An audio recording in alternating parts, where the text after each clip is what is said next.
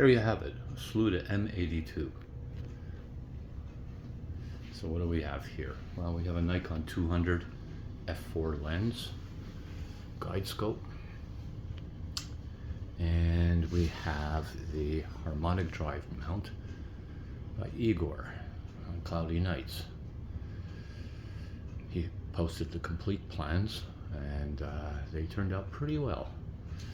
What do we have here? We have the controller box, that's the black box down below, and on top a small Celeron based quad-core PC, which was really cheap and controls the whole mount, including carte de ciel and NEMA and PhD, and it all works quite well, and I connect via remote desktop.